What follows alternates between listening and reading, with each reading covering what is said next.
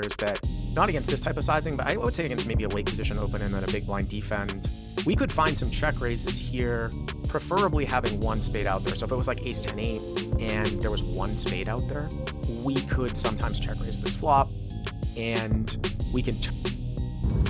That is just a sampling of the Crush Live Poker Podcast with Bart Hansen. Great place to go if you want to improve your win rate playing live cash. But if you want the whole enchilada, you got to subscribe. You can get a discount on that subscription, and not just for the rest of this year, for the rest of your life. All you have to do is go through the link in the description of this video. We got a 5-10 game coming together at Peppermill. Mr. Z, the legend, is vacationing from his now home of Florida for the next couple of weeks, so I expect there to be a lot of action. So far, things have gone well for me this year. Let's hope they continue to do that today.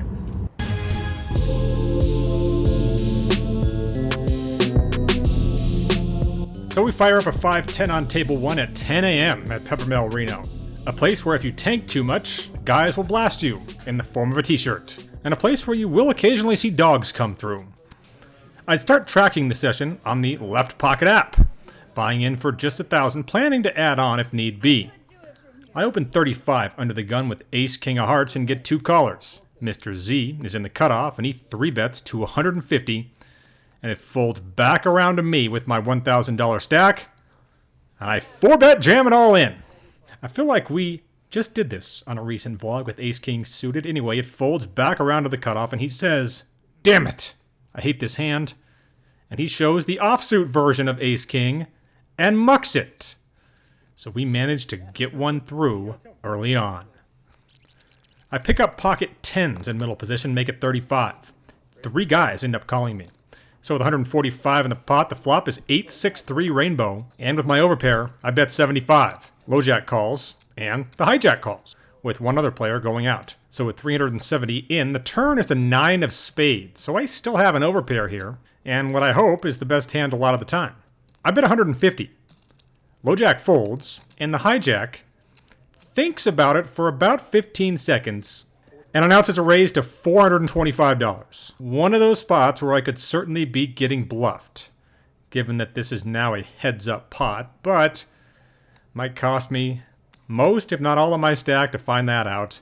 It's not a player that I think is going to make the decision that his best way to make money in this game is to bluff me, so it just feels like he's going to have me here. I could see 8-9 being possible in some slow-played sets. I would elect to just fold this overpair and look to find a better spot.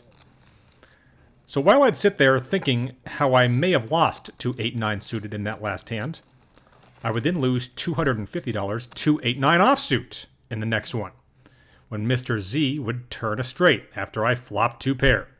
Then I would look down at pocket aces and raise to 35 early position. I get 1 call, and it folds all the way around to the small blind, who jams all in for 550. I always run it twice when possible, over $1,000, and that is what's going to happen here. And I'm sure I won't get one piece of results-oriented criticism for that, as despite flopping top set on one board, a 10 would peel off on board 2, and it would be a chop. The next hand was just kind of funny, given a hand that occurred 2 years ago when I made 4 queens and bomb pot blue made a royal flush. It folds all the way around to me on the button with 9-6 of spades. So I am opening from the button, and I do that, making it 30. Both blinds end up calling me here. So with 90 in, the flop is jack 8-8 with 1 spade. Gets checked to me, and I follow through with a $60 continuation bet. Small blind folds, but the big blind, bomb pot blue, legendary OMC, ends up making the call. So with 210 in, the turn is the 7 of spades, giving me an open-ended straight flush draw. Problem was, he then bets out for $50 into me here. There are 2 things I know in this world. 1, Super Bowl history. Ask me anything. 2, this is going to be a big hand. I don't know exactly how big. One that I know he's probably not going to want to fold if I decide to semi-bluff this straight flush draw. So I just make the call. And with 310 in, I'm hoping to hit the flush, and I do indeed do that. But it's the damn jack of spades, double pairing the board. And he bets out, and bets out pretty large in this spot. I don't even think about this. I snap fold. And he shows 4 eights for flopped quads. I guess bluffing a guy off quads isn't the best idea. But we were one notch away from, for the second time, me and him being involved in a bad beat jackpot. Just needed the 10 of spades instead of the jack of spades. We just had the guy who has a great life, according to himself, say, this other game on table 2 is the better game. You guys gotta get over here. This game's way better. No one moves. 1 hour later, he table changes to table 1.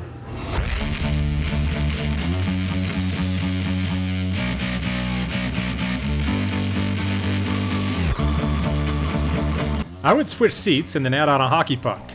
We would then get a limp from a pretty loose player, but one that has been running hot. I have pocket jacks in the cutoff and raised to 45. Small blind cold calls and the limper completes. So with 145 in, the board comes out 9-7-5 rainbow, and it gets checked to me. Pretty good flop for jacks to still be good. I bet 80. Small blind calls, and the limper, under the gun +1, check raises to 180. He's the type that just makes way too many loose calls. Not the type that usually bluffs in spots like this, especially in three-way pots, so I fold the hand. The small blind goes ahead and sees the turn, and then folds to a $300 turn bet, and the guy who raised the flop shows a set of 7s. The next 2 hours were just as miserable as that hand, as I wouldn't win any gold medals in poker hands, but I would get a lot of silvers. We get a $50 under the gun open and a call in the hijack. I have queens in the small blind and raise to 150. Under the gun calls quickly, but the hijack folds. So with 360 in, the flop is ace-jack-3 with 2 clubs, and I'm first to act. I don't like check calling here with pocket queens, so I'd rather just bet it myself despite that ace being out there, and I make it another 150. He thinks about it for a second, and then makes the call. So with 660 in, the turn is a slightly above average card for my hand. I bet out for 300 here, sliding in a hockey puck announcing that number, and he does not take too long making the call. So with 1260 in, the river is the deuce of hearts, which I also like. I have about 750 left here, and decide to bet 500 of that, hoping that he will think about this with some sort of an ace. But I feel pretty confident in knowing that if he had an ace, he would have at least thought about it for more than 2 seconds, because that's all the time it took him to slide his cards into the muck. So a nice win there, but things were short-lived, as I would raise ace-king of spades and flop a flush draw against the game's 2 loosest players by far. Turns out they both had flopped weaker flush draws. No more spades would end up showing up, as there weren't many left in the deck, and I would lose to one of those players who would end up making an emergency pair along the way in what could have been a triple up for me if one more spade had just shown up. But flush over flush over flush is a scenario that I've only been in twice that I recall, and I don't think I've ever been in it where I actually won the hand. The game had action though, but I just could not get any playable hands over the next couple hours, until we get a $40 open from a grinder in middle position and the low jack making the call. I have 6s in the small blind and make this call. Big blind also comes in, so we're 4 ways with 160 in to 6-7-10 rainbow, giving me bottom set. I go for the check raise, which would turn out to be a mistake because no one would bet. The turn is the deuce of spades. Obviously, I'm going to bet now. I slide in 100.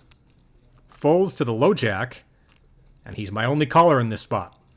So with 360 in, we're heads up to the river, which is an absolutely disgusting 9 of spades. I check. He bets 260 here, and this is just horrible. I know the player well. That doesn't mean I'm certain that he has me, but as I always say, if you call someone who makes a big bet with a one-liner on board, you better expect to see that 5th card that makes the straight. You will go broke in games like this if you think people are representing that and risking large amounts of money while they do. I fold this hand. And he would later tell me that he was disgusted that I got away from a set. Take what you will out of that. I'd play for about another 90 minutes after that point, and I don't think I won a single hand. And I would simply rack up and book the loss.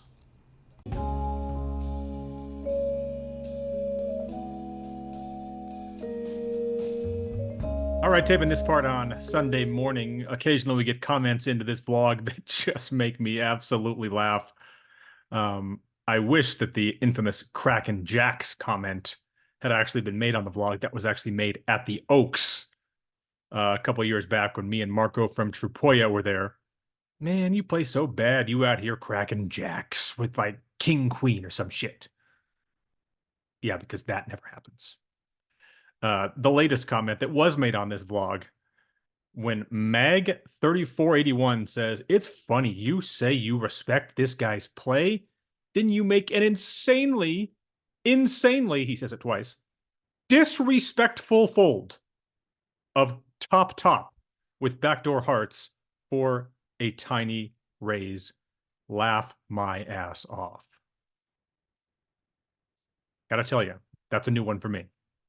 I have never heard someone say, "Man, you are disrespecting me with that fold." And I tell you, you throwing those cards away and allowing me to win money uncontested, that's disrespectful, bro.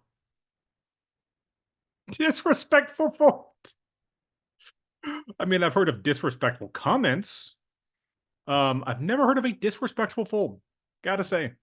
No, never in all my ears have I heard that fold is disrespectful. Oh man, we have Kraken Jacks Productions that makes these vlogs. We might have to preface that by saying Disrespectful Folds presents a Kraken Jacks production, vlog 335, something like that. That is just hilarious. Well, you know that I'm taping this on Sunday, so I just got to watch my San Francisco 49ers get annihilated in Seattle last night. And, there are heartbreaking losses in sports. There are a lot of them that can happen. And I'm proud to say that that was not one of them. Because if you're going to lose in the playoffs, I say go ahead and get crushed. Because it just hurts so much less. Now, there was no way this 49er team, losing virtually all of their best players, Fred Warner, Nick Bosa, George Kittle, Mikael Williams, their first-round draft pick, you can go on. There was no way they were winning the Super Bowl with that being the case. But thanks to an incredible coaching job by Kyle Shanahan, Robert Saleh, they were able to get to this point, and it would end up being one of the least heartbreaking losses in 49er history because there have been just so many leading up to it. The 49ers won 4 Super Bowls in the 1980s. Since that time, I don't think any team has suffered more playoff heartbreak. The 1990 NFC Championship game, which took Joe Montana getting knocked out of the game and somehow Roger Craig fumbling, preventing Steve Young from having been the quarterback in the Super Bowl against the Bills, and a last-second field goal by the Giants to win that game. You had the 2011 NFC Championship game, the Kyle Williams game, where he fumbled not one but 2 punts against the Giants to result in them losing that NFC Championship game in heartbreaking fashion.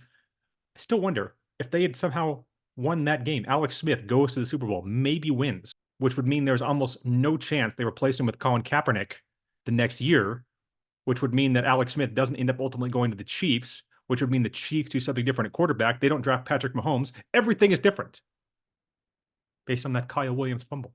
2012, Super Bowl 47, of course.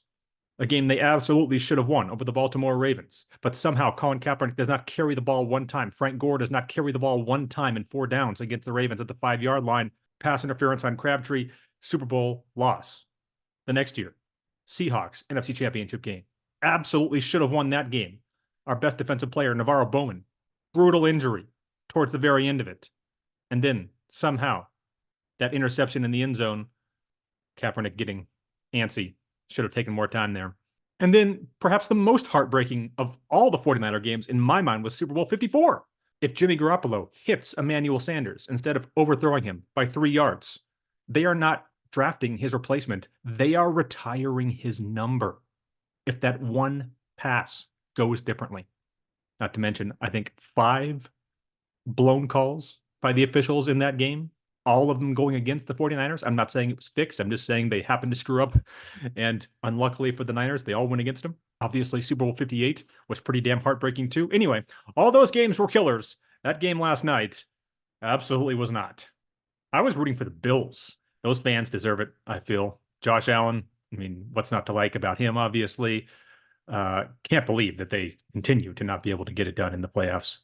They're racking up just as many heartbreaking losses as the 49ers in this time, I would say, as well. So that'll wrap it up for this edition of the vlog. I'm going to try to get a short out in the coming days as well, so look for those. For content you can watch on your phone. And as always, hit those like and subscribe buttons and follow along on Instagram at bendeach.